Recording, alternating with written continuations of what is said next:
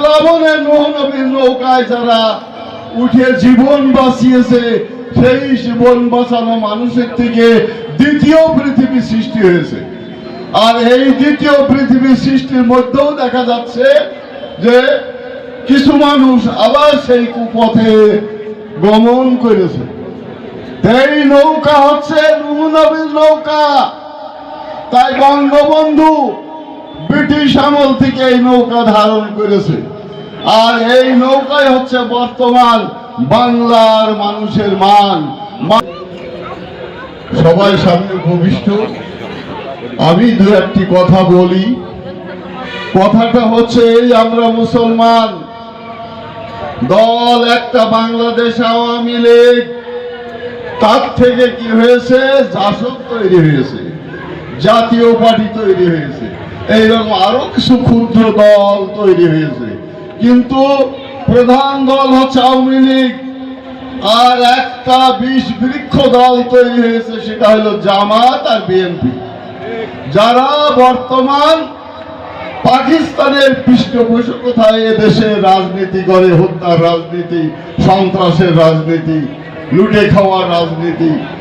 কিন্তু একটা কথা আপনার মনে রাখবেন, মুসলমান, এই আল্লাহ পাক এই বিশ্ব সৃষ্টি করেছিল। সৃষ্টি করার পর অন্যায় অত্যাচারের জন্য আজকে তিনি একটা প্লাবন দিয়েছিলেন নূহ নবীর আমলে। আর সেই প্লাবনে নূহ নবীর নৌকায় যারা উঠে জীবন বাঁচিয়েছে, সেই জীবন বাঁচানো মানুষের থেকে দ্বিতীয় পৃথিবী সৃষ্টি হয়েছে। আর এই দ্বিতীয় পৃথিবীর সৃষ্টির মধ্যেও দেখা যাচ্ছে যে কিছু মানুষ আবার সেই কুপথে গমন করেছে। এই নৌকা হচ্ছে নূহ নবীর নৌকা। তাই বঙ্গবন্ধু ব্রিটিশ আমল থেকে এই নৌকা ধারণ করেছে। আর এই নৌকাই হচ্ছে বর্তমান বাংলার মানুষের মান, বাংলার দলের ইজ্জত, আওয়ামী লীগের ইজ্জত, আওয়ামী লীগের মান। তাই আমি বলি, আপনারা যেন এই নৌকার অবমাননা কেউ করবেন না। এই অবমাননা করলে বাংলাদেশ আওয়ামী লীগকে অবমাননা করা হবে, বঙ্গবন্ধুকে অবমাননা করে, সরোয়ার্দীকে অবমাননা করা হবে, শেখ হাসিনা তার অবমাননা করে বাংলার এই 7.5 কোটি মানুষ, তখন 98% মানুষ নৌকায় ভোট দিয়েছিল। তাহলে ওই 98 মানুষের আত্মাও কষ্ট পাবে। তাই আপনারা একটু চিন্তা ভাবনা করবেন যে এই নৌকা একটি গুরুত্বপূর্ণ বিশ্লেষণ আছে এই নৌকার, তা আল্লাহ পাকের সৃষ্টি রহস্যের সাথে সম্পৃক্ততা আছে।